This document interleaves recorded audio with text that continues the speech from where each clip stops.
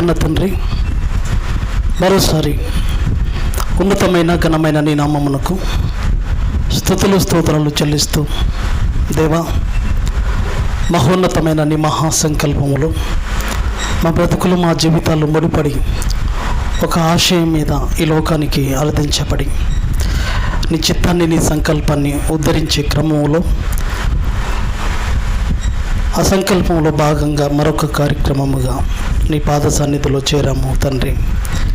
చేరిన నీ ప్రియ పిల్లలంగా చెప్పబడుతున్న ప్రతి మాటలో పరమార్థాన్ని ఆలోచిస్తూ మా బ్రతుకులను వాక్యపు వెలుగులో నిలబెట్టుకున్నట్లో కృప చేయండి. ఇనువారు మాత్రమై ఉండి బ్రతుకులను శిక్ష వైపు మళ్లించుకునేదిగా కాక, బ్రతుకులను నిత్యత్వం వైపు నడిపించుకున్నట్లు కృప చేయమని కోరుతూ,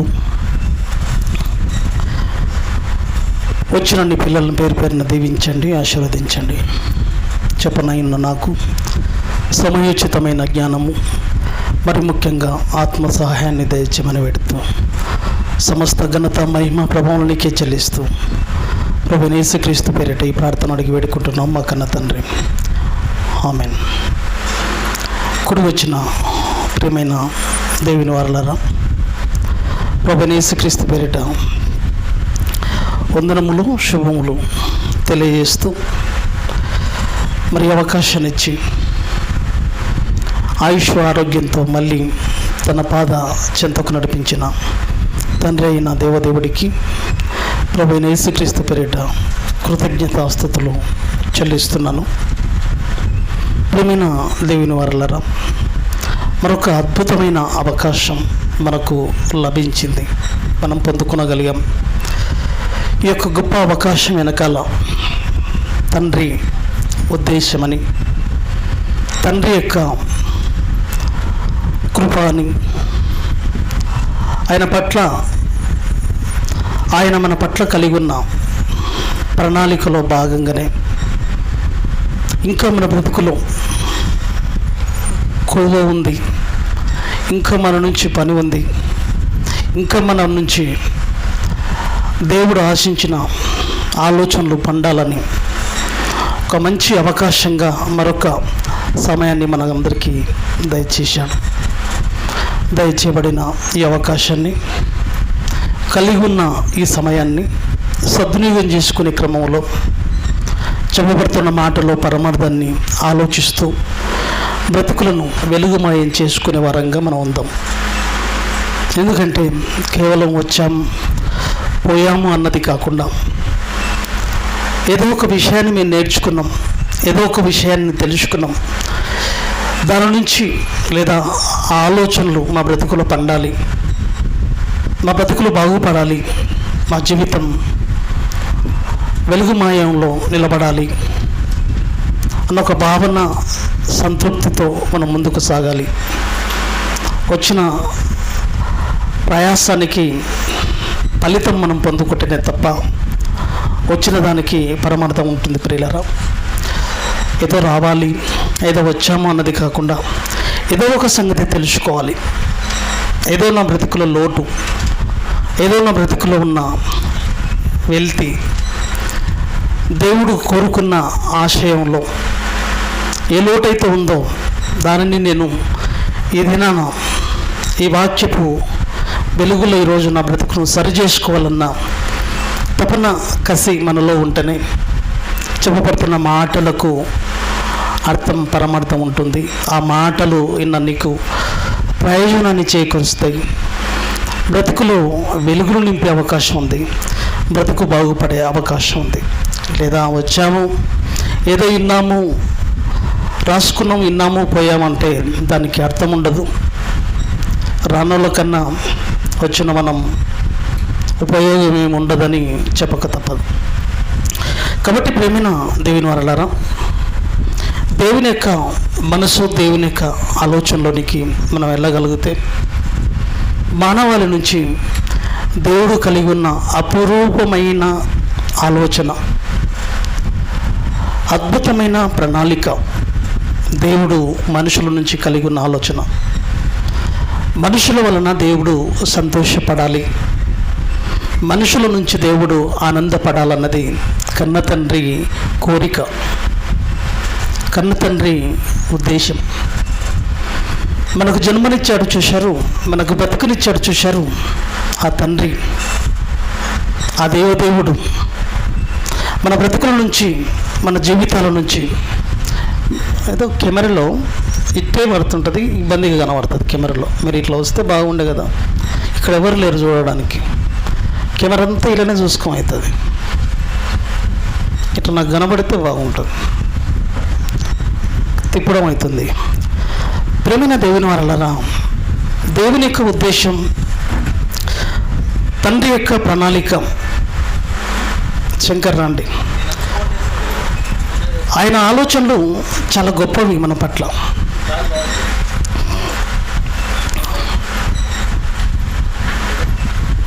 మన నుంచి కోరుకుంటున్న ఆలోచన చాలా అద్భుతమైనది. ప్రేమైన దేవుని వారలారా, అది మనం తెలుసుకోలేకపోతున్నాం, మనకు అర్థం కావట్లేదు.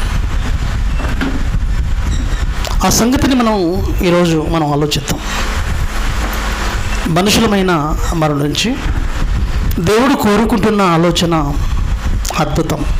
ఏంటంటే, మళ్ళీ చెప్తున్నాను, మన నుంచి దేవుడు సంతోషపడాలని, ఆనందపడాలని దేవుని యొక్క ఆలోచన, దేవుని యొక్క ఉద్దేశం.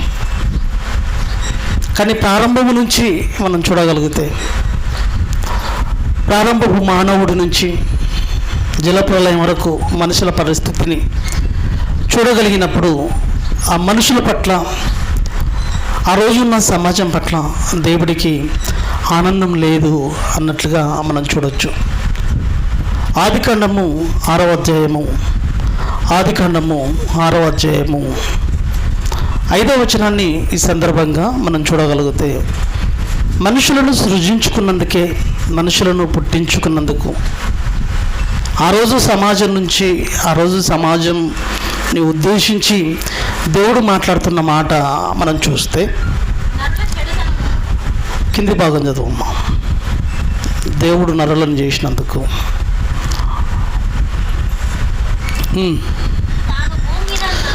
భూమి మీద మనుషులను సృజించినందుకు, పుట్టించుకున్నందుకు దేవుడు సంతాపము నొంది ఉన్నాడు, ఆయన ఆనందపడట్లేదు అనేది అర్థమవుతుంది. ప్రియమైన దేవుని వారలారా, పిల్లల నుంచి తల్లిదండ్రులు ఆనందపడాలి, పిల్లల నుంచి తల్లిదండ్రులు సంతోషపడాలని కోరుకుంటారు. ఏ తల్లి అయినా తండ్రి అయినా పిల్లల నుంచి కోరుకునేది ఆనందం, వాళ్ళ నుంచి సంతోషం. వాళ్ళ బ్రతుకులో వాళ్ళ యొక్క ఆలోచన, వాళ్ళ ప్రణాళికలు తమ పిల్లల బ్రతుకులో పండాలని కోరుకుంటారు. అదెంత వాస్తవమో, కన్న తండ్రి అయిన దేవుడు కూడా తన పిల్లల బ్రతుకుల్లో దేవుడు ఆనందపడాలి, సంతోషపడాలన్నది తండ్రి ఆవేదన. కానీ ఈరోజు మనిషి అనుకుంటాడు, తండ్రికేమి కొదువ ఉంది, తండ్రికేమి లోటు ఉంది, తండ్రికేమి ఆయాసం ఉంది మనుషుల నుంచి, ఆయన ఆనందపడుతున్నాడు, ఆయన సంతోషపడుతున్నాడు అని మనిషి అనుకుంటున్నాడు. మనుషులు చేసే కార్యక్రమాలు ఉంటాయి చూశారు, చిన్న చిన్న కార్యక్రమాలు, దేవుడికి ఏమైనా సమర్పిస్తుంటారు చూశారు, దాంట్లో ఆయన ఆనందపడిపోతున్నాడు అనుకుంటున్నాడు. చాలామంది దేవుణ్ణి ఆనందపరిచే వాళ్ళు ఉన్నారు అని అనుకుంటున్నాం. కానీ ప్రియమైన దేవుని వారలారా, ప్రపంచ మానవాళి పట్ల మనుషుల నుంచి దేవునికి ఆనందం లేదండి, దేవునికి సంతోషం లేదు ప్రియులారా. ఒకసారి మనం ఆ మాటను మనం చూడగలిగితే, ఆయనకు ఆనందం లేదు, సంతోషం లేదు, మనుషుల నుంచి ఆయాసం తప్ప, ఆవేదన తప్ప, పుట్టెడు దుఃఖాన్ని కలిగించేదిగా బ్రతుకులు ఉన్నాయి తప్ప, తండ్రిని సంతోషే పెట్టే ఆలోచనలు మనుషుల నుంచి లేవని చెప్పడానికి ఒక మాటను మనం బైబిల్లో చూడగలిగితే, యెషయా గ్రంథము 43వ అధ్యాయము 24వ వచనాన్ని ఈ సందర్భంగా మనం చూడగలిగితే, యెషయా గ్రంథము 43వ అధ్యాయము 24వ వచనాన్ని చూస్తే,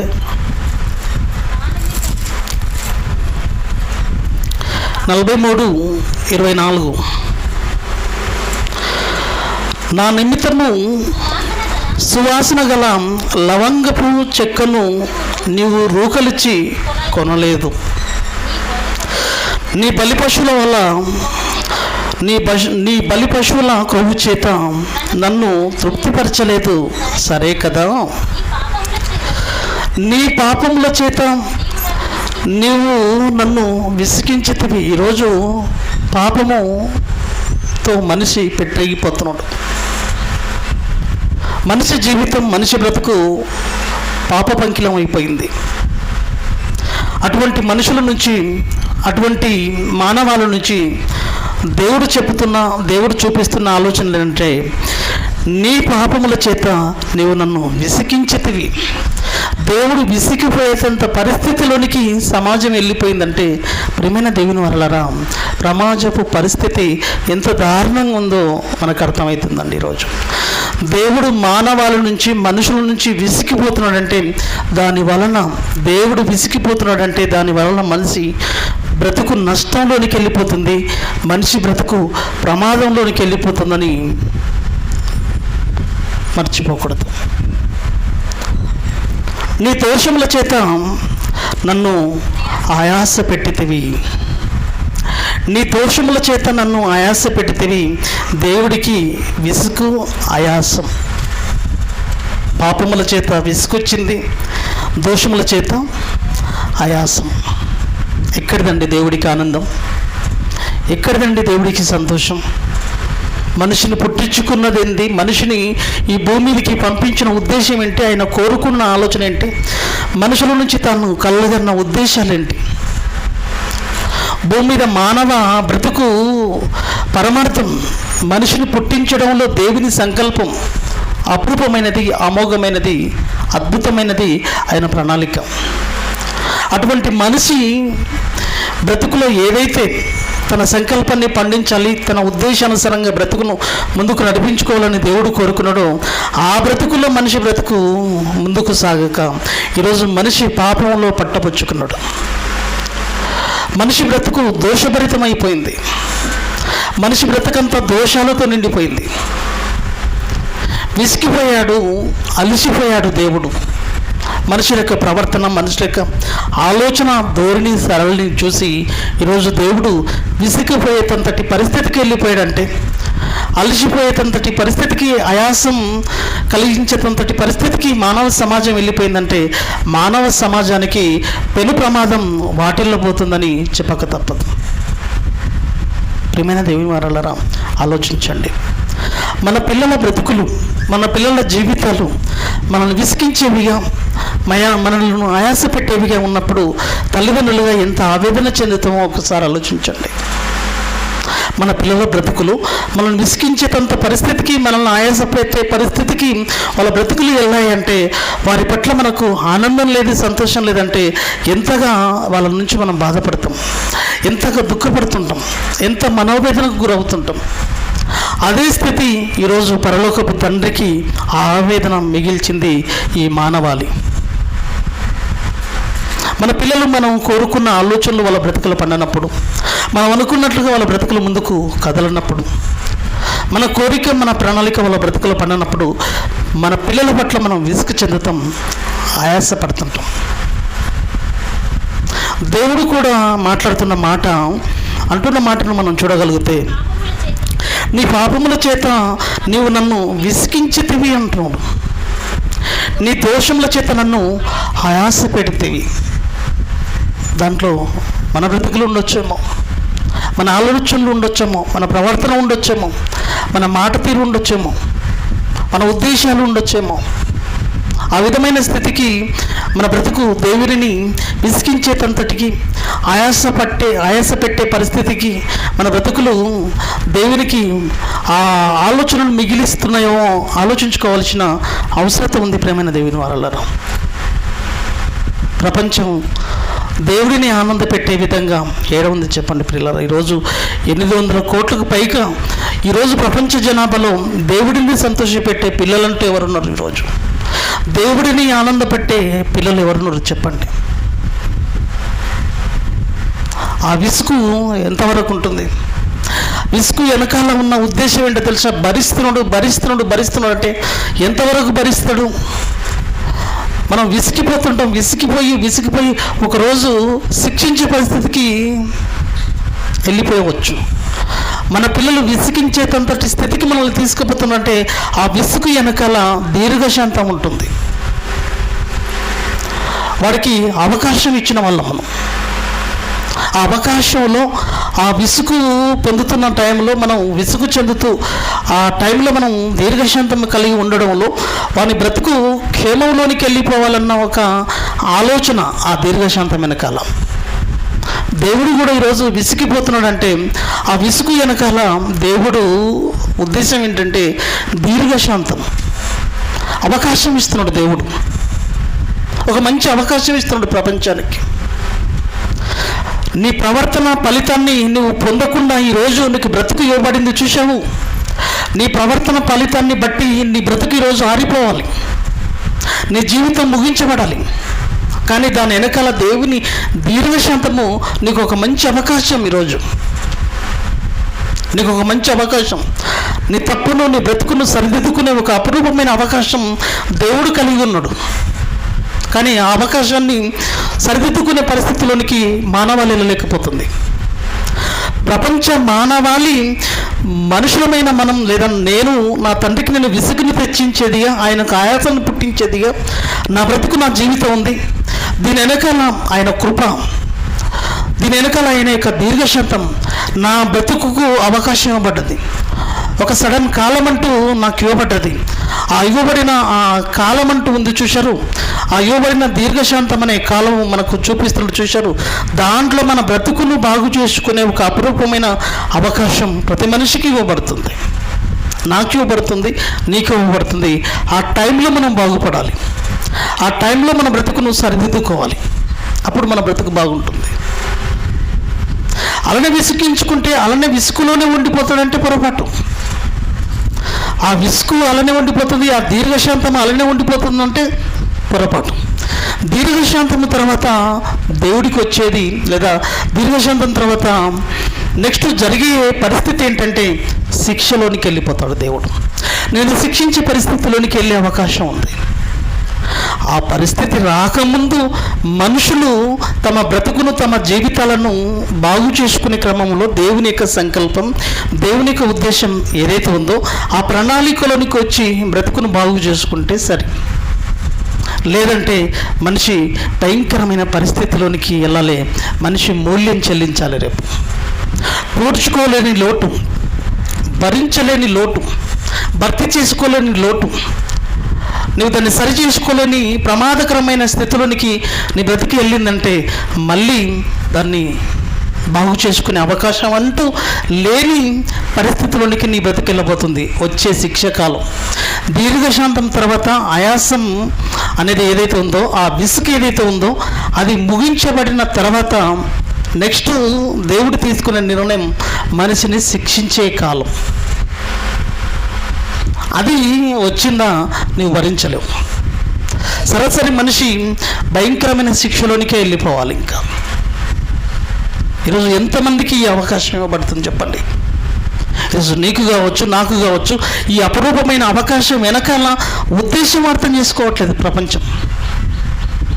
నడవడిని మార్చుకోండి, ప్రవృత్తిని మార్చుకోండి, మీ బ్రతుకుని మార్చుకోండి, మీ జీవితాన్ని అనుకూలపరచుకోండి.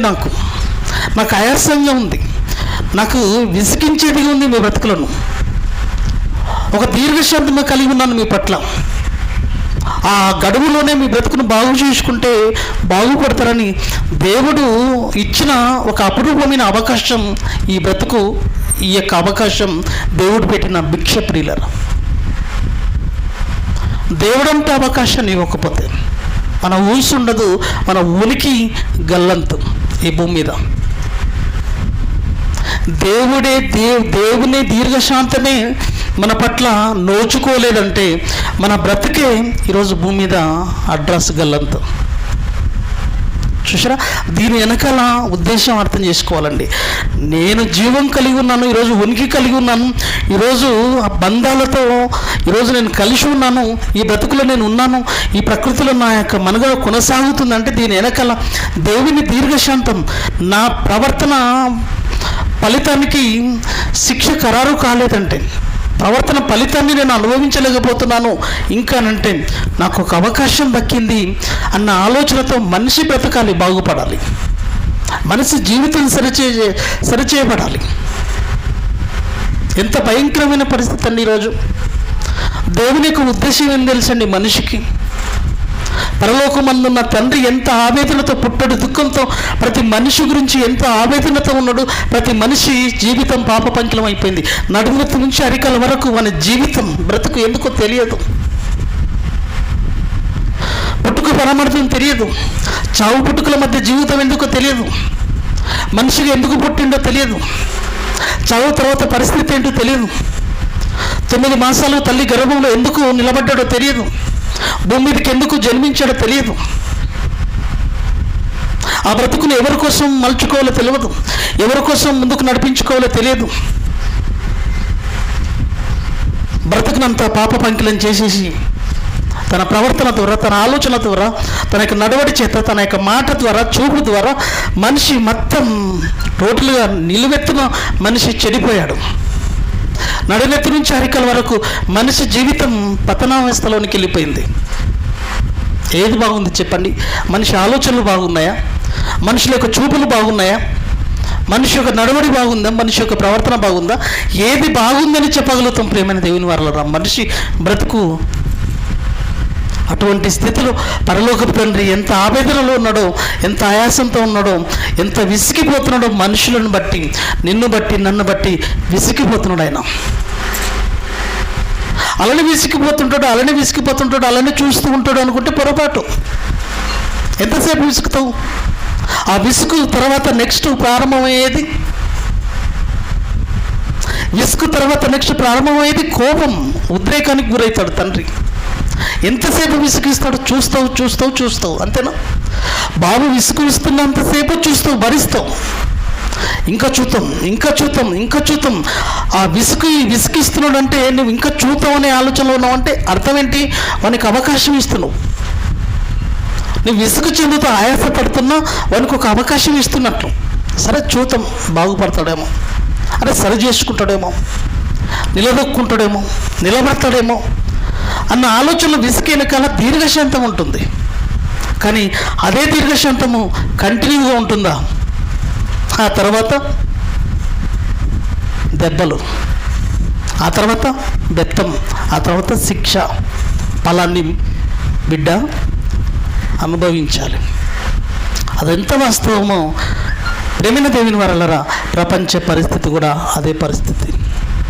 మనుషులు అనొచ్చు, నేను దేవుణ్ణి ఏడా ఆయాస పెడుతున్నాను, దేవుణ్ణి నేను ఎలా విసిగిస్తున్నాను, నా వలన దేవుడు విసిగిపోతున్నాడా, నా వలన దేవుడు ఆయాసపడుతున్నాడా? మనిషి అంటుంటాడండి. మలాకీ గ్రంథము చివరి గ్రంథము పాత నిబంధనలో మనుషులు అంటుంటారు, నేనేం విసిగిస్తున్నాను, నేనేం బాధ పెడుతున్నాను దేవుణ్ణి. 2వ అధ్యాయము 17వ వచనం, మత్తయి సువార్త 2వ అధ్యాయం 17వ వచనం, క్షమించండి, మలాకీ గ్రంథము 2వ అధ్యాయము 17వ వచనం. మీ మాటల చేత మీరు యెహోవాను ఆయాస పెట్టుచు, దేని చేత ఆయనను ఆయాస పెట్టుచున్నామని మీరు అడుగుచున్నారే. ఏంటి చేత తెలుసా? దుర్మార్గులు యెహోవా దృష్టికి మంచివారు. చూసారా? యెహోవా దృష్టికి లేదా దేవుని దృష్టికి దుర్మార్గులు యెహోవా దృష్టికి మంచివారా? కారు. దుర్మార్గులుగా మార్గం తప్పి తిరుగుతున్న భయంకరమైన పరిస్థితుల్లోనికి మీ బ్రతుకులు వెళ్ళిపోయినాయి. ఎందుకు పుట్టించానో తెలియదు, ఎందుకు జీవితమో తెలియదు, దుర్మార్గతలోనికి మీ బ్రతుకులు వెళ్ళిపోయాయి. దుర్మార్గులుగా లేదా దుర్మార్గులు యెహోవా దృష్టికి మంచివారు, వారి యందు ఆయన సంతోషపడడు. సంతోషం అండి, దుర్మార్గుల యందు దేవునికి సంతోషం ఉంటుందా? ఉండదు ప్రియమైన దేవుని వారలారా. సంతోషపడునా? సంతోషపడడు అని చెప్పి ఆయన సంతోషపడను, వారి యందు ఆయన సంతోషం పడునా? లేక న్యాయకర్తకు దేవుడు ఏమాయను అని చెప్పుకున్నట చేతనే మీరు ఆయనను ఆయాస పెట్టుచున్నారు. ఆయన ఎలా ఆయాస పెడుతున్నారంట తెలుసా? న్యాయకర్తకు దేవుడు ఏమాయను అని చెప్పుకున్న చేతనే మీరు ఆయనను ఆయాస పెడుచున్నారు. ఈరోజు బ్రతుకుతూ దుర్మార్గతలో బ్రతుకుతూ దేవుడి యొక్క ఆలోచనలకు ఆయాసంగా బ్రతుకుతూ మళ్ళీ మీరు పైపెచ్చు మాటలు ఏంటో తెలుసా? దేవుడు న్యాయకర్త కదా, దేవుడు ఏమైపోయాడు, దేవుడు ఏం చేస్తాడు, దేవుడు ఏం చేయలేకపోతున్నాడు, దేవుడు నిజంగా పట్టించుకోలేకపోతున్నాడు, దేవుడు ఏదో చేసేస్తాడని అంటాడు కదా, ఏం చేయలేకపోతున్నాడు అని ఏం చేస్తుండో తెలుసా? న్యాయకర్తకు దేవుడు ఏమాయను, ఆయన ఏం చేస్తున్నాడు ఇంతకు? దేవుడు ఉంటే మరి ఇదంతా ఎందుకు జరుగుతుంది? దేవుడు ఉంటే ఇదో ఈ పరిస్థితి ఎందుకు రావాలి? న్యాయకర్తకు దేవుడు ఏమైనాని చెప్పుకున్నట చేత మీరు ఆయనను ఆయాస పెట్టుచున్నారు. మీ మాట చేత, ఆ మాట చూడండి ఎక్కడ ఉంది, మీ మాటల చేత మీరు యెహోవాను ఆయాస పెట్టుచు. మాటల చేత, నడవడి చేత, ప్రవృత్తి చేత, ప్రవర్తన చేత. ప్రేమైన దేవుని వారలారా, అంతటి భయంకరమైన పరిస్థితులకి ప్రపంచం అంతా వెళ్ళిపోయి మళ్ళీ పైపెచ్చు మాటలు ఏంటో తెలుసా? దేవుడు న్యాయవంతుడు, ఆయన ఏమాయను అని చెప్పుకునొచ్చు ఆయనను ఆయాస పెడుతున్న సమాజం ఈరోజు మన కళ్ళ ముందు కనబడట్లేదా? ప్రేమైన దేవుని వారలారా, దీని వెనకాల ఉన్న ఆలోచన ఏంటో తెలుసా? నీకు ఒక మంచి అవకాశం దేవుడిచ్చాడు. లేదంటే నీ ప్రవర్తన ఫలితాన్ని బట్టి నీ బ్రతుకు నిత్య శిక్షలోనికి వెళ్ళిపోవాలి, నీకు శిక్ష అమలు చేయాలి దేవుడు. కానీ నీకు ఒక దీర్ఘశాంతం కలిగిన వాడై నీ బ్రతుకు బాగుపడాలి, బాగు చేసుకుంటా ఉన్న ఆలోచనతో అవకాశం ఇచ్చేస్తే ఈరోజు మనిషి మాట్లాడుతున్న మాటలు ఏంటి చెప్పండి ప్రియులారా? ఎవరిని మాట్లాడుతుండో? పైగా ఎంత దరిద్రపు ఆలోచనలతో సమాజం బ్రతుకుతుందండి ఈరోజు. మాట చేత మీరు యెహోవాను ఆయాస పెట్టుచు, దేని చేత ఆయనను ఆయాస పెట్టుచున్నామని మీరు అడుగుచున్నారే. దుర్మార్గులుగా సమాజం అంతా దుర్మార్గతతో, దుర్మార్గులు యెహోవా దృష్టికి మంచివారు వారి యందు ఆయన సంతోషం పడడు. అక్కడ అర్థం పడడు, సంతోషపడడు. యెహోవా దృష్టికి మంచివారు ఏమన్నాడు అక్కడ? దుర్మార్గులు యెహోవా దృష్టికి మంచివారు, దుర్మార్గులు యెహోవా దృష్టికి మంచివారు కారు అని అర్థం. అక్కడ మంచివారు అని ఉంది కదా, యెహోవా దృష్టికి మంచివారు కాదు వాళ్ళు. వారి యందు ఆయన సంతోషం పడడు. ఎక్కడ పడతాడు ఆయన సంతోషం? ఎక్కడ ఉంది ఆయనకు సంతోషం? ఆయనకు సంతోషం ఏది? లేక న్యాయకర్తకు దేవుడు ఏమాయను ఆయన చెప్పుకున్నట చేత మీరు ఆయనను ఆయాస పెడుచున్నారు. ప్రేమైన దేవుని వారలారా, ఆలోచించండి. దేవుడిని మరి ఇంతటి స్థితిలోనికి మనుషులు దేవుడిని ఆయాస పెట్టేటంత, దేవుని విసిగించేటంత పరిస్థితిలోనికి దేవుడి యొక్క ఆలోచననే తీసుకుపోయారంటే మరి నిజంగా మానవ సమాజానికి దేవుడి నుంచి వచ్చే తర్వాత నెక్స్ట్ మరి పరిస్థితి ఏంటంటే శిక్షాకాలం అమలు చేయబడుతుంది. మానవాళి పట్ల ఇదే దీర్ఘశాంతం, ఇదే విసుగు చెందుతూ అలానే ఉండిపోతాడు అనుకుంటే పొరపాటు, అలానే దీర్ఘశాంతము కురిపిస్తాడు అనుకుంటే పొరపాటు. ఇది కృపాకాలము, క్రీస్తు కాలము. అవకాశాల మీద అవకాశాలు ఇచ్చేస్తాడు.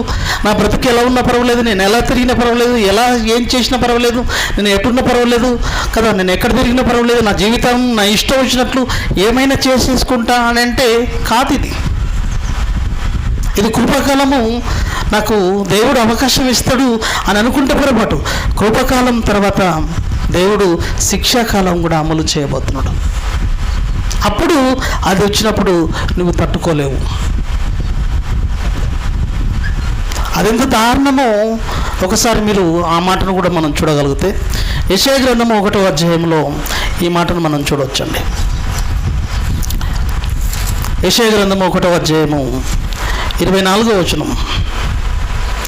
యెషయా గ్రంథము 1వ అధ్యాయము 24వ వచనం. కావున ప్రభువును ఇశ్రాయేలు యొక్క బలిష్ఠుడును సైన్యములకు అధిపతియగు యెహోవా ఎలాగూ అనుకుంటున్నాడు. ఏమనుకుంటున్నాడు చూడండి ఆయన, ఆహా నా శత్రువులను గూర్చి నేనికను ఆయాసపడను. ఎవరి వలన ఆయాసపడ్డాడు దేవుడు? మనుషుల నుంచి ఆయాసపడుతున్నాడు. మనుషుల యొక్క దోషముల నుంచి ఆయన ఆయాసపడుతున్నాడు. మనుషుల యొక్క పాపముల చేత ఆయన విసిగిపోతున్నాడు. అలా విసిగిపోతున్న దేవుడు ఒకరోజు నా శత్రువుల గురించి నేను ఇక ఆయాసపడను అంటే నెక్స్ట్ జరిగేదేంటి? ఇక్కడ శత్రువులు ఎవరు? సాక్షాత్తు సర్వేశ్వరుని కుమారులు. ఈ ప్రపంచంలో ఉన్న వాళ్ళంతా, మానవాళ్ళంతా, మనుషులంతా దేవుని పిల్లలు, మనుషులంతా దేవుని కుమారులు. దేవుని కుమారులే ఏమైపోతున్నారు? దేవుని యొక్క పగ కిందికి వెళ్ళిపోతున్నారు. దేవునికి శత్రువులుగా మారిపోతున్నారు. అంటే పరిస్థితి ఎంత దారుణం అయిపోతుందో ప్రియమైన దేవుని వారిలా ఆలోచించండి. దేవుని పిల్లలు దేవుడి నుంచి దయాదాక్షిణ్యాలు పొందుకొని బ్రతుకును చల్లగా ఈ ప్రకృతి ఒడిలో గడుపుకొని ఒకరోజు మహోన్నతమైన లోకానికి వెళ్ళాలని ఎదురు చూస్తున్న దేవుడే ఒకరోజు దేవుడు అంటున్న మాట ఏమంటున్నాడు? నా శత్రువులను గురించి నేను ఇకను ఆయాసపడను. ఎందుకు ఆయాసపడాలి? ఎందుకు నేను విసుగు చెందాలి? ఎందుకు నేను దీర్ఘశాంతం కలిగి ఉండాలి? వాళ్ళకి శిక్ష కాలము ఖరారు చేయాలి. ఇంకా నెక్స్ట్ దేవుడు ఆలోచించేదే అదే ప్రియమైన దేవుని వారలారా. మనిషి నుంచి దేవుడు కోరుకున్నది దేవుడు సంతోషపడాలనుకున్నాడు అండి. దేవుడు ఆనందపడాలనుకున్నాడు. అదే మనిషి బ్రతుకులో లేనప్పుడు ఎన్ని రోజులు ఆయాసపడాలి? ఎన్ని రోజులు విసుకాలి? వాళ్ళ గురించి విసుగు చెందాలి. సరే, విసుగు చెందండు, ఆయాసపడ్డాడు. దాని వెనకాల దీర్ఘశాంతము, వాడిలో మార్పును కోరుకున్నాడు, వాడిలో బాగును కోరాడు. కానీ అయినా వాని లోపల ప్రవృత్తి మారట్లేదంటే ఇక దేవుడు అంటున్నా లేదా దేవుడు తీసుకుంటున్న నిర్ణయం ఏంటో తెలుసా? నా శత్రువుల గురించి ఇక నేను ఇకను ఆయాసపడను అంటే ఏంటి? ఆయాసపడనంటే నెక్స్ట్ జరిగేదేంటి? సమూల నాశనమే. ఇక నేను ఆయాసపడవలసిన అవసరం లేదు, వాని గురించి బాధపడవలసిన అవసరం లేదు. వానికి శిక్ష ఖరారు చేయబోతున్నానని అర్థం అండి. చూశాడు, అవకాశం ఇచ్చాడు, మనకు ఇచ్చాడు, అవకాశాలు ఎన్నో ఇచ్చాడు. ఇదో ఇంతవరకు మనం అవకాశాలు పొందుకుంటూనే వచ్చామండి. ఒక్కొక్కరి వయసును బట్టి, బాప్తిజం తీసుకున్న వయసును బట్టి, లేదా మనం పుట్టినప్పటి నుంచి మన యొక్క ఆయుష్ కాలాన్ని బట్టి, ఇప్పటికీ నా గురించి కానీ మీ గురించి కానీ మీ వయసులను బట్టి మీరు ఆలోచించుకోండి. ఎన్నిసార్లు అవకాశాలను ఇచ్చింటాడు, ఎన్ని సంవత్సరాల నుంచి మన కోసం ఎదురు చూసింటాడు. ఇదంతా దేవుడు పెట్టిన భిక్ష కాదంటారా? దేవుడిస్తున్న అవకాశం కాదంటారా? ఈ ప్రపంచ మానవాళికి దేవుని కృప లేకపోతే, దేవుని యొక్క దయాదాక్షిణ్యాలు లేకపోతే మనిషి మనుగడ భూమి మీద కొనసాగదు ప్రియులరా. నూకలు చెల్లవు వారికి ఉనికి ఉండదు భూమి మీద. ఈరోజు ఈ స్థితి కలిగి ఉన్నామంటే దేవుని యొక్క కృప, దేవుని యొక్క దీర్ఘశాంతం. బ్రతుకును బాగు చేసుకోవాలన్న ఒక ఆలోచనతో మంచి అవకాశం ఇచ్చాడు దేవుడు. కానీ అవకాశాన్ని సద్వినియోగం చేసుకునే క్రమంలో మనం లేవు. ఈరోజు మన పనులంటూ, మన ఆలోచనలంటూ, మన ఉద్దేశాలంటూ, నడినెత్తి నుంచి అరికాల వరకు ఉన్న చిన్న జీవితం గురించిన ఆలోచనలు, ఆశయాలు తప్ప మరొకటి లేదు. బ్రతుకును బాగు చేసుకునే క్రమంలో నేను ఏదైనా నా ఆలోచనలను సరి చేసుకునే క్రమంలో ఉండాలి. దేవుడికి నా బ్రతుకు ఆయాసంగా ఉంది, ఆవేదన కలిగించేదిగా ఉంది, విసిగి చెందేదిగా ఉంది, నేను ఇసుకు పుట్టించేదిగా ఉంది నా బ్రతుకు. ఆయన సంతోషపడే కార్యక్రమాలు నా బ్రతుకులో నేను చేయాలి. ఇక నుంచి నా కోసం సమస్తాన్ని నడిపిస్తున్నాడు, నా కోసం సమస్తాన్ని దారిపిస్తున్నాడు. ఆయన కోసం అంటూ నేను ఏదో ఒకటి చేయాలి. నా బ్రతుకులో దేవుడు సంతోషపడాలి, నా బ్రతుకులో దేవుడు ఆనందపడిపోవాలన్న ఆలోచనలు, ప్రణాళికలు ఏవైనా కనీసం ఉదయం లేస్తే రాత్రి వరకు ఏదైనా కొద్దిగా మన మెదడు దేవుని వాక్యం చదువుతున్నప్పుడు తొలుస్తుంటాయండి. కొద్దిగానైనా కొంతనైనా దేవుని కోసం నేను ఏం చేయలేకపోతున్నాను కదా, దేవుడి కోసం నేను ఏం చేయగలగాలి, నా బ్రతుకు బాగుందా, నా బ్రతుకు పట్ల దేవుడు ఆనందపడుతున్నాడా, నా బ్రతుకు పట్ల ఆయన ఆయాసపడుతున్నాడా అని ఒక్కసారి పరిశీలన దృక్పథంతో బైబిల్ అనే మహాజ్ఞాన గ్రంథం దగ్గరికి మన బ్రతుకును తీసుకురాగలిగితే మన పరిస్థితి ఏంటో అర్థమైపోతుంది కదా. ఎందుకు జీవితాలను పాడు చేసుకోవాలో చెప్పండి? దేవుని విసుగు చెందించి ఆయాస పెట్టించి, ఆ ఆయాసంలో ఆ విసుగు వెనకాల దేవుడు దీర్ఘశాంతాన్ని చూపిస్తూ విసుగు చెందుతూ ఉన్నాడు నీకోసం, విసుగు చెందుతూ నీకు అవకాశం ఇస్తున్నాడు తెలుసా. భరిస్తున్నాడు ఆయన. నిన్ను నాశనం చేసుకోవాలన్న ఆలోచన లేదు ఆయనకు, నిన్ను పాడు చేసుకోవాలన్న ఉద్దేశం ఆయనకు లేదు, ఆ ఆలోచన లేదే లేదు. లోకాన్ని దేవుడు ఎంతో ప్రేమించాడు, తన పిల్లలు బాగుపడాలనుకుంటున్నాడు. చూస్తారా ఆ మాట కూడా, ఎంత అవకాశం ఇచ్చాడు, ఎంత అవకాశం ఇచ్చాడు. అవకాశాలు ఇస్తూనే వచ్చాడండి. విసుగు చెందుతూ ఆయాసపడ్డా దాని వెనకాల దీర్ఘశాంతం ఉంది.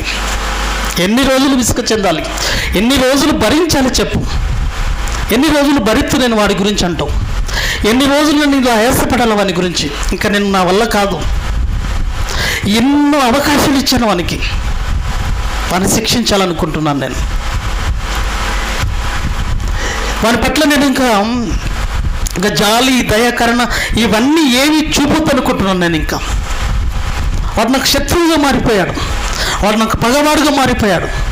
అదే అంటున్నాడు చూశాడా ఇక్కడ 24వ వచనంలో, ఆహా నా శత్రువుల గురించి నేను ఇకను ఆయాసపడను, నా విరోధుల మీద నేను పగ తీర్చుకొందును అంటున్నాడు. దేవునికి ఎంతమంది విరోధులుగా మారిపోయారు. పగ తీర్చుకుంటాను, పగ తీర్చుకునేంత పనిలోనికి దేవుడు వెళ్ళిపోతున్నాడు. అంటే ఎన్ని అవకాశాలు ఇచ్చాడు రా నీకు. అసలు బుద్ధుండి బ్రతుకును బాగు చేసుకోలే మనం. ఇచ్చే ప్రతి సెకండు అమూల్యమైనది, ఇచ్చే ప్రతి నిమిషము అమూల్యమైనది, వచ్చే ప్రతి రోజు అద్భుతమైనది, వచ్చే ప్రతి రోజు అమూల్యమైనది. ఆయుష్ తెలుసా, ఒక సెకండ్ కాలం పోతే రాదు తెలుసా, ఒక్కరోజు అవకాశం పోతే రాదు తెలుసా. 10వ తరగతి ఎగ్జామ్ రాస్తున్న పిల్లలకు టైం విలువ ఏంటో మొన్న అర్థమైందండి. 1 గంట ఉంటే ఇంకొక చాప్టర్ నేను నేర్చుకునేవాడిని, 1 గంట ఉంటే చాప్టర్ నేర్చుకునేవాడిని అని. అంతకుముందు గంటలు పాటు చేశాడు ఎగ్జామ్స్కి ముందు. కానీ ఎగ్జామ్స్ స్టార్ట్ అయ్యే టైంలో 9:30కు టైం అనుకుంటే 9:30 టైం వచ్చేస్తుంది అనుకోండి, 9 అవుతుంది అనుకోండి, దాదాపు పడుతుంటుంది. అరే ఇంకొక గంట అయింటే బాగుండే, ఇంకొక టైం 1 గంట పొడిగించింటే బాగుండే, ఈ చాప్టర్ కంప్లీట్ అవుతుండే. ఈ చాప్టర్ నేను కంప్లీట్ చేసుకోలేకపోతున్నాను. 1 గంట అయింటే దీన్ని చేసుకోగలుగుతుంది కదా, వేస్ట్ అయిపోయింది టైము అని బాధపడిపోతాడు. అదే చాప్టర్ అక్కడ వస్తే ఆలోచిస్తాడు, అప్పుడు బాధలోనికి వెళ్ళిపోతాడు. ఆ చాప్టర్ నేను చదువుకుంటున్నాను, 1 గంట అవకాశం ఇచ్చింటే ఆ చాప్టర్ నేను నేర్చుకుంటుంటే ఈరోజు నేను రాయగలుగుతుంటే, ఉత్తీర్ణత సాధిస్తుంటే, మంచి ఫలితాలను నేను పొందుకుంటుంటే కదా అని ఆవేదన పడిపోయే అవకాశం ఉంది. అదే పరిస్థితి ఈరోజు ప్రేమైన దేవుని వారలారా, శరీరం వదిలిన మరుక్షణమే మనం రేపు పగలోనికి దేవుడు మన జీవితాలను తీసుకుంటే, శిక్షలోనికి మన జీవితాలను తీసుకుంటే, రేపు అక్కడ పడ్డ తర్వాత మన పరిస్థితి అదే. ప్రియమైన దేవుని వారలారా, అయ్యో ఈ 40 సంవత్సరాల ఆయుష్ కాలంలో ఒక్క రోజైనా నేను ఆలోచించకపోతే, కొన్ని రోజులు నా బ్రతుకు కోసం ఆలోచించిన, కొన్ని రోజులన్నా నా జీవితం దేవుని కోసం ఉపయోగించలేకపోతాని అప్పుడు ఆలోచిస్తే ఫలితం లేదు ప్రియులారా, ఫలితం లేదండి. అదే పరిస్థితి ఈరోజు సమాజ పరిస్థితి. కానీ దేవుడు ఎంత గొప్పవాడండి, ఎంత మంచివాడండి. మన కన్న తండ్రి ఎంత మంచివాడో తెలుసా, ఎంత కరుణ సంపన్నుడో తెలుసా, ఎంతగా ప్రేమిస్తున్నాడో తెలుసా, మన పట్ల ఎంత దయాదల్చుతున్నాడో తెలుసా, ఎంత కృప చూపిస్తున్నాడో తెలుసా. ఇంత ఆయాస పెడుతున్నా, ఇంత విసిగిస్తున్నా దేవుడు దీర్ఘశాంతంతో మన పట్ల ఈ ఉద్దేశం కలిగి ఉన్నాడంటే కారణం హెజ్కేల్ గ్రంథం 18వ అధ్యాయం 23వ వచనం. మీకు తెలిసిన వచన భాగమే, చదవమ్మ. 18వ అధ్యాయం 23వ వచనం. దుష్టుడుగా నీవు మరణించుట నాకు సంతోషం లేదురా. ఒక దుష్టుడుగా, ఒక దుర్మార్గుడిగా, నువ్వు దుర్మార్గత నుంచి నువ్వు బ్రతుకును బాగు చేసుకోవాలి. ఒక దుర్మార్గుడిగా, ఒక దుష్టుడుగా నువ్వు మరణిస్తే వెళ్ళేది బ్రతుకు నిత్య శిక్షలోనికే.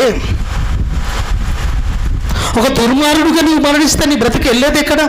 నిత్య శిక్షలోనికి, పాతాళంలోనికి, భయంకరమైన చీకటిలోనికి, భయంకరమైన వేదనలోనికి.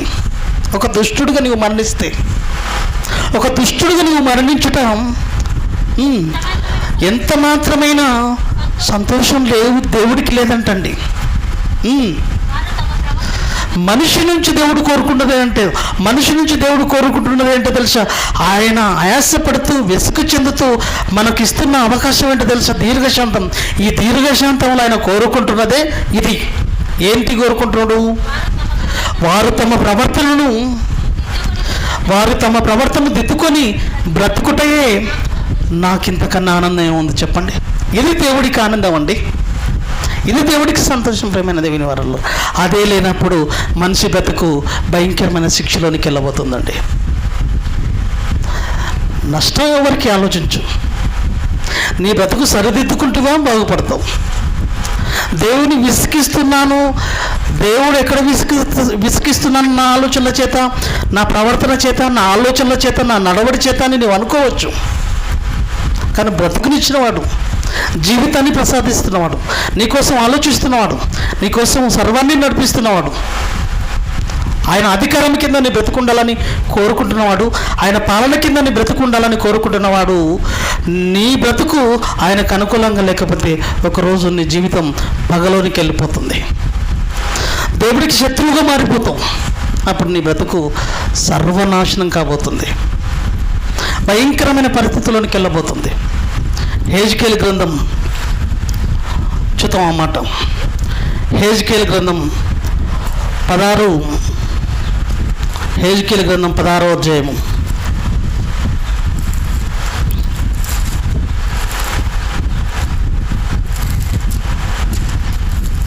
42.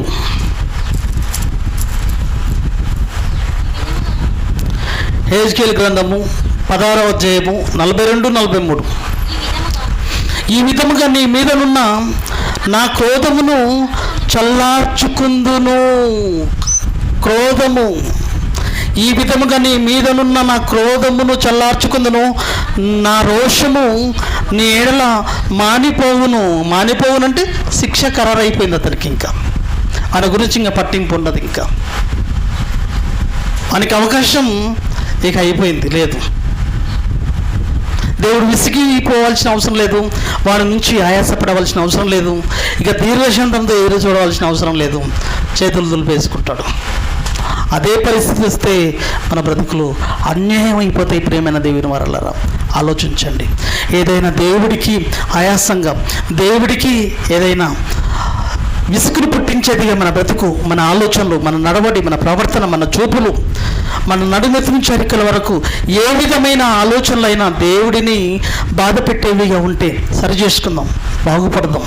మంచి నడవడి, మంచి అలవాట్లు, మంచి ఆలోచనలు, దేవుడి సంకల్పానికి అనుకూలంగా, ఆయన పరిపాలన కింద, ఆయన అధికారం కింద, ఆయనకు నచ్చినట్లుగా, ఆయన చిత్తానికి అనుకూలంగా, ఆయన ఉద్దేశాలకు అనుకూలంగా, ఆయన కోరుకున్నట్లుగా ఆ జీవిత పరమార్థాన్ని, సత్యాన్ని తెలుసుకున్న వారంగా బ్రతుకును ముందుకు నడిపించుకొని దేవుడిని సంతోష పెడదాం, దేవుడిని ఆనంద పెడదాం. కానీ దేవుడి చేతులు దులుపుకునే పరిస్థితులకి మనం వెళ్ళొద్దు. ఈ విధముగా నీ మీదనున్న నా క్రోధమును చల్లార్చుకుందును. అయిపోయింది, చల్లార్చుకుందును.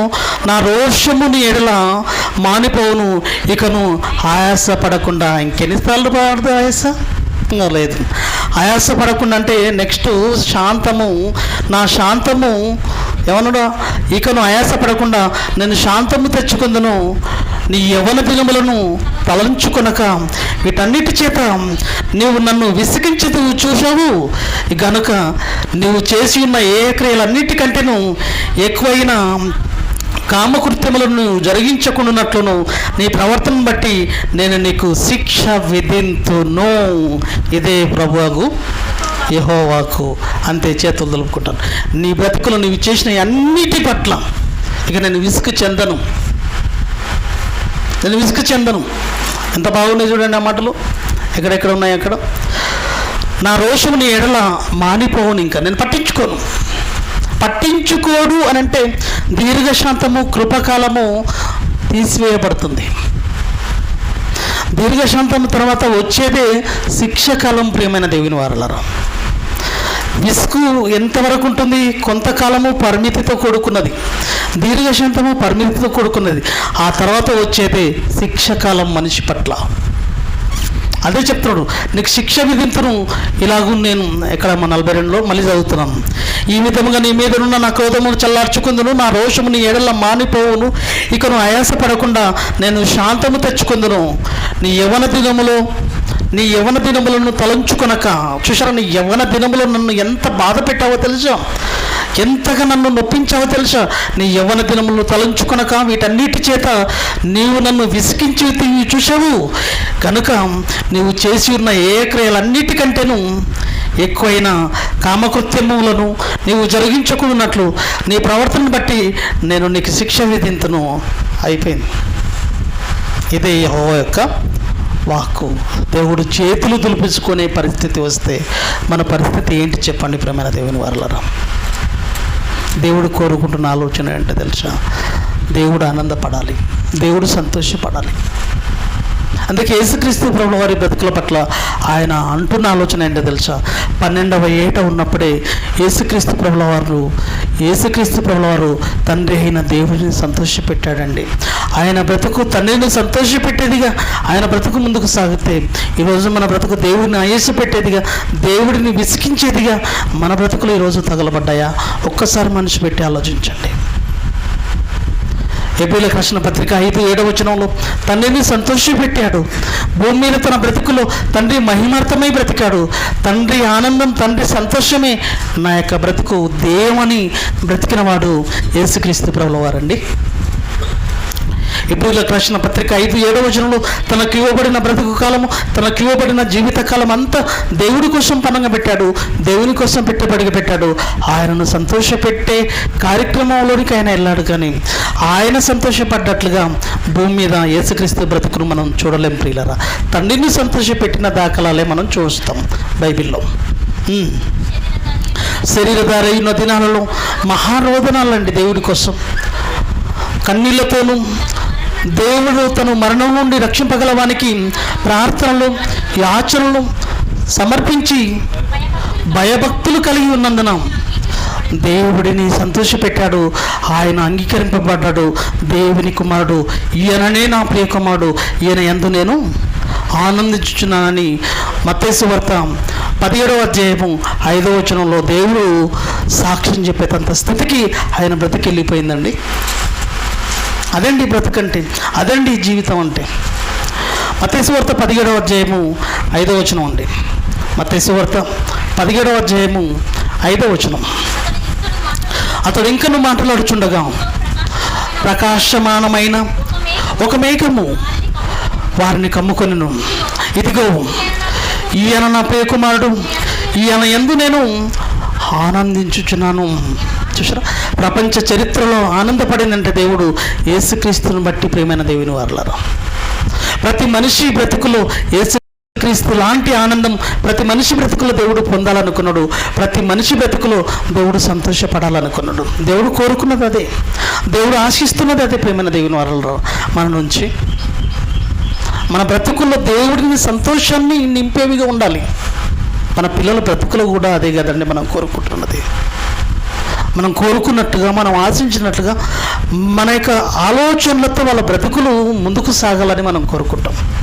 మన ఆశయాలు ఉంటాయి, మన ప్రణాళికలు ఉంటాయి. అవన్నీ మన బ్రతుకులో లేదా వాడి బ్రతుకులో వాడు పండించాలి. అవి తండ్రికి అనుకూలంగా వాడి బ్రతుకును ముందుకు నడిపించుకోవాలి.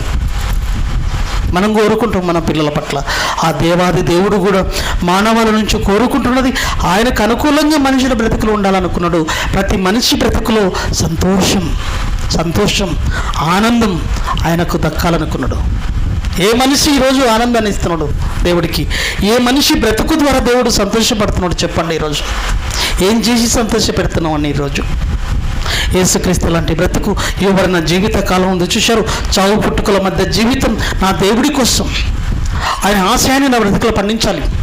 దేవుడు లేడన్న ప్రతి చోట దేవుడి యొక్క ఆశయాన్ని, దేవుడి యొక్క సంకల్పాన్ని, దేవుని యొక్క లక్షణాలను, దేవుని యొక్క ప్రణాళికను ఆకాశమంత ఎత్తులు నేను చూపించాలని కంకణం కట్టుకోవాలి మనం. అప్పుడు దేవుడికి ఆనందం. దేవుడు లేడన్న ప్రతి వాడి గుండెల్లో దేవుడిని చూపించాలి. ప్రతి వాడి గుండెల్లో దేవుడి ఆలోచనలను, దేవుడి ఉద్దేశాలతో నింపే ప్రయత్నంలో మన బ్రతుకులు నిలబడగలిగినప్పుడు ఆయన సంతోషపడిపోతాడు. ప్రేమైన దేవుని వాళ్ళరా, మన గుండెల్లో దేవుని ఆలోచనలతో నింపుకొని అనేక మనుషుల హృదయాలలోనికి దేవుని యొక్క మాటలను మనం ప్రవేశపెడుతుంటే ఆ దేవుడు సంతోషపడతాడండి. ఆ దేవుడు ఆనందపడతాడు. ప్రేమైన దేవుని వాళ్ళరా, అవి మనం చేయగలుగుతున్నాం చెప్పండి? వస్తున్నాం పోతున్నాం. మనం ఏం చేశాము ఒక్కసారి ఆలోచించండి. ఏం చేసి సంతోషపెడుతున్నాం దేవుడిని? నా బ్రతుకులో దేవుడికి ఏ ఆనందాన్ని ఇస్తున్నాను, ఏ సంతోషాన్ని ఇస్తున్నాను? ఆయన నుంచి సమస్తాన్ని పొందుకుంటున్నానే, సమస్తం ఆయన నా కోసం ధారపోస్తున్నాడే. ప్రకృతిలో ఏది అనుభవించకపోయినా నాకు బ్రతకలేదు. ఆ తండ్రికి నేను ఏం చేయుచున్నాను? ఇంత వయసు అయినా నా తండ్రి కోసం నేను ఏం చేయగలుగుతున్నాను? రేపో మాపో కాటికి కాలు జాపే పరిస్థితుల్లోకి వెళ్ళిపోయినా కూడా నా బ్రతుకు దేవుడికి ఆనందాన్ని సంతోషాన్ని ఇచ్చేదిగా ఉందా లేదని ఒక్కసారి పరీక్షకు పెట్టుకోలేమా?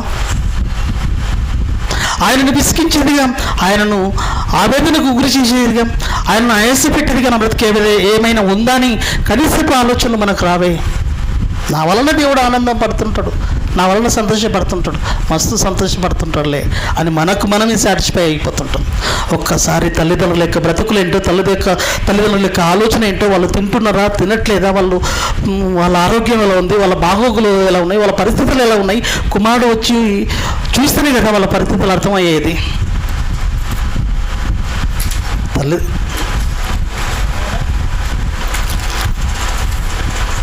అంతే కరెక్ట్ ఉందా? ఆలోచించండి ప్రియులారా. ఒక మంచి మాటను మనం చూడగలిగితే,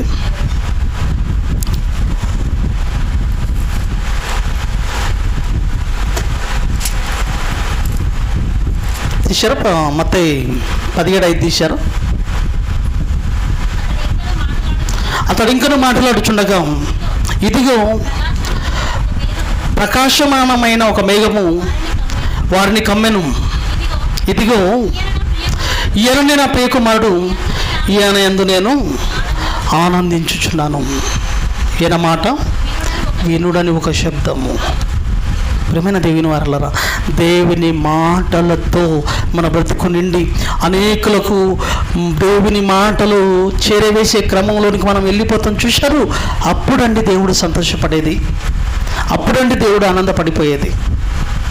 ప్రియమైన దేవుని వారలారా, యోహాను రాసిన పత్రిక, 2వ పత్రిక, యోహాను గారు రాసిన 2వ పత్రిక,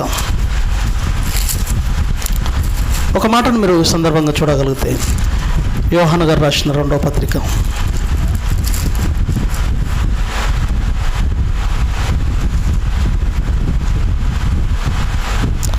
4వ వచనం అండి.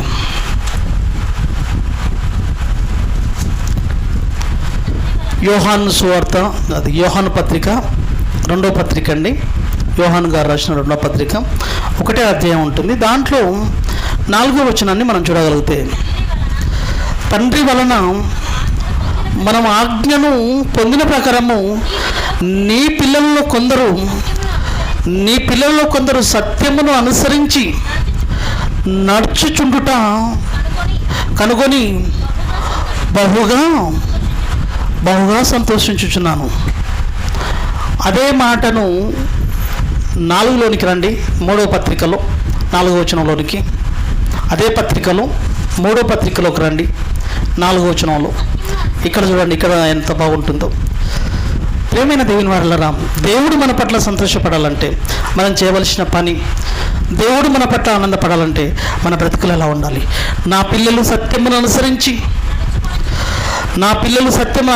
నడుచుకొనుచున్నారని వినుట కంటే నాకు ఎక్కువైన సంతోషము లేదు. చూసారా?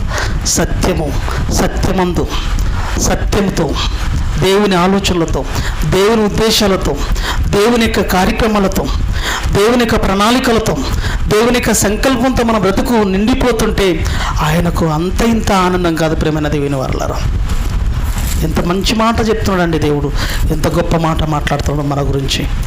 నా పిల్లలు సత్యం అనుసరించి నడుచుకొనుచున్నారని వినుట కంటే నాకు ఎక్కువైన సంతోషం ఏదైనా ఉందా ఈ భూమి మీద? నాకు ఏదైనా సంతోషం ఉంది అనంటే నా పిల్లలు సత్యాన్ని అనుసరించి నడుచుకొనుచున్నారన్న మాటే నన్ను సంతోషాన్ని కలిగిస్తుంది, నన్ను ఆనందాన్ని ఇస్తుంది అనే ఆలోచనలోనికి దేవుడు వెళ్ళిపోతున్నాడు. అంటే అటువంటి స్థితిలోనికి మన బ్రతుకులు వెళ్ళగలిగితే మన కన్న తండ్రి మన పట్ల సంతోషపడ్డట్లే. ప్రియులారా, 66 పుస్తకాల్లో దేవుని మాటలు ఏమున్నాయి? 66 పుస్తకాలలో దేవుడు మన గురించి ఏం రాయించుకున్నాడు, ఆ మాటలను చదువుతూ, ఆ మాటలను పరిశీలిస్తూ, ఆ మాటల ప్రకారంగా మన బ్రతుకును ముందుకు నడిపించుకుంటూ, ఆ మాటల ప్రకారంగా మన బ్రతుకులను వెలిగించుకుంటూ, అనేకులను నిలబెట్టుకుంటూ, అనేకులను దేవుని వైపు మళ్ళిస్తూ, మహోన్నతమైన లోకాలకు మనతో పాటు కొందరినైనా మనకున్న స్తోమత, మనకున్న పరిస్థితి, మనకున్న సామర్థ్యాన్ని బట్టి కొందరినైనా తీసుకుపోయే ప్రయత్నంలో మనం నిలబడగలిగితే ఆ తండ్రికి అంతకంటే ఆనందం ఏముంటుంది చెప్పండి ప్రియులారా. యేసుక్రీస్తు ప్రభువారు తనకున్న సమస్తాన్ని, తనకున్న జీవితాన్ని తాకట్టు పెట్టాడు. భూమి మీద ఏ రోజు కూడా, ఏనాడు కూడా తన కోసం ఆనందం, తన కోసం సంతోషాన్ని పడినట్లుగా ఈ బ్రతుకును ఉపయోగించుకోలేదండి. సర్వాన్ని, సమస్తాన్ని దేవుడి కోసమే తాకట్టు పెట్టాడు. భూమి మీద నా బ్రతుకును నీకోసమే నేను తాకట్టు పెట్టాను, నిన్నే మహిమపరిచితిని తండ్రి అని మాట చాలా చక్కగా ఉంటుంది బైబిల్లో. మీకు ఆ మాటను కూడా మీరు చూడగలిగితే యోహాను సువార్త 17వ అధ్యాయము 4వ వచనంలో, భూమి మీద నా బ్రతుకులో, నాకు ఇవ్వబడిన నా ఆయుష్ కాలంలో, నాకు ఇవ్వబడిన 33.5 సంవత్సరాల ఆయుష్ కాలంలో భూమి మీద నిన్ను మహిమపరిచితిని, నా కోసం ఆలోచించలేదు, నా స్వార్థం కోసం ఆలోచించలేదు, నా ఉద్దేశాల కోసం నేను బ్రతకలేదు, నా స్వార్థపూరితమైన ఆలోచనల కోసం, శరీర కోరికలంటూ, శరీర ఆశయాలంటూ, శరీర ఉద్దేశాల కోసం అంటూ ఈ యొక్క ఆయుష్ ఉంది చూశారు, ఈ బ్రతుకునుంది చూశారు, నేను ఉపయోగించుకోలేదు తండ్రి, నేను ఉపయోగించుకోలేదయ్యా. అంత గొప్పగా బ్రతకాలంటే ప్రేమైన దేవుని వారలారా ఎంత స్థాయికి మనం ఎదగాలి ఆలోచించండి. నీవు నాకే పని అయితే అప్పచెప్పావో చేయుటకు ఆ పనిని నేను భూమి మీద సంపూర్ణముగా నెరవేర్చి భూమి మీద నిన్ను మహిమపరిచితిని, భూమి మీద నిన్ను మహిమపరిచితిని, భూమి మీద నిన్ను మహిమపరిచింది. ఆ మాట మీరు అండర్లైన్ చేసుకోగలిగితే, భూమి మీద నాకు ఇవ్వబడిన ఆయుష్ కాలంలో తండ్రిని మహిమపరిచితిని అంటే భూమి మీద ఉండే ఆయుష్ కాలం ఉంది చూశారు, భూమి మీద బ్రతుకును కలిగి ఉండవు చూశారు, తండ్రి మహిమార్థమై బ్రతకాలి. ఎంత బాగుందో తెలుసా మాట. భూమి మీద నిన్ను మహిమపరిస్థితులు అంటే భూమి మీద ఉన్న బ్రతుకుంది చూశారు, భూమి మీద బ్రతుకు కలిగి ఉన్నాను చూశారు, తండ్రి మహిమార్థమై బ్రతకాలి అని అర్థం. అంత చక్కటి మాట అక్కడ దాగి ఉంది ప్రేమైన దేవుని వాళ్ళు. భూ జీవిత కాలము తండ్రి కోసం, భూ జీవిత కాలము తండ్రి పనికాలం, చావు పుట్టుకల మధ్య జీవితం తండ్రి పనికాలం. ఆ ఆలోచనలతో, ఆ ఉద్దేశాలతో మనం నిలబడగలిగితే మన గురించి కూడా కన్న తండ్రి గొప్ప సాక్ష్యం ఇవ్వగలుగుతాడు. ఈయన యందు నా కుమారుడు, పలాని కుమారుడు, పలాని కుమార్తె, ఈ బిడ్డ గురించి, ఈ కుమారుడు గురించి నేను ఆనందపడుతున్నాను, నేను సంతోషపడుతున్నానని కోట్ల దూతల సమక్షంలో దేవుడు ఆనందపడే, పరవశుడైపోయే ఒక అద్భుతమైన అవకాశం మన నుంచి కలగాలండి దేవుడికి. బలనమ్మకమైన నా కుమారుడా, బలనమ్మకమైన నా కుమారుడా, ఇదో నీవు బ్రతుకుతూ ఏదో ఒక 10 మందిని తీసుకొచ్చావు, నీవు బ్రతుకుతూ ఒక 2 తీసుకొచ్చావు, నీవు బ్రతుకుతూ కొందరిని రేపావు, కొందరు నిలబెట్టావు. చాలు నాయన, నీకు ఇవ్వబడిన జీవితంలో ఆ కొత్త జీవితంలో నమ్మకంగా నీ బ్రతుకును కొనసాగించి, నీ బ్రతుకును ముగించుకొని కొంతమందితో నువ్వు తిరిగి వచ్చావు చూసావు. చాలు నాయన, నాకు సంతోషాన్ని ఇచ్చింది నీ బ్రతుకు. భూమి మీద నీ బ్రతుకు సంతోషాన్ని ఇచ్చింది, నన్ను ఆనంద పెట్టింది, నన్ను సంతోషపెట్టింది, నన్ను ఎంతగానో పరవశుడిగా చేసింది నీ బ్రతుకు. చాలు, శబాష్, వచ్చేసి నాయన అంటాడు. అది మనం చేయాలి ప్రేమైన దేవుని వారు. అలా చేయగలిగితే నీ జీవితానికి పరమార్థం అండి. అలా చేయలేనప్పుడు ఎన్ని క్లాసులు విన్నా, ఎన్ని అంశాలు విన్నా, ఎంత రాసుకున్నా ప్రయోజనం ఉండదండి. బ్రతకాలి, మనమంటూ ఒక ముద్ర వేయాలి, చావరేవో తేల్చుకోవాలి. భూమి మీద బ్రతుకనేది తండ్రిని మహిమపరిచే బ్రతుకిది, తండ్రిని ఆరాటపెట్టి, తండ్రిని ఆనందపెట్టే బ్రతుకిది, తండ్రిని సంతోషపెట్టే బ్రతుకు తప్ప తండ్రిని విసిగించేది, తండ్రిని ఆయాసపెట్టే బ్రతుకు కాదండి ఇది. అలాంటి జాబితాలో మనం ఉండకుండా తండ్రిని సంతోషపెట్టే జాబితాలోనికి, తండ్రిని ఆనందపెట్టే జాబితాలోనికి మన బ్రతుకులు వెళ్ళాలని మనస్ఫూర్తిగా కోరుకుంటూ తలలో ఉంచండి, ప్రార్థించుకుందాం.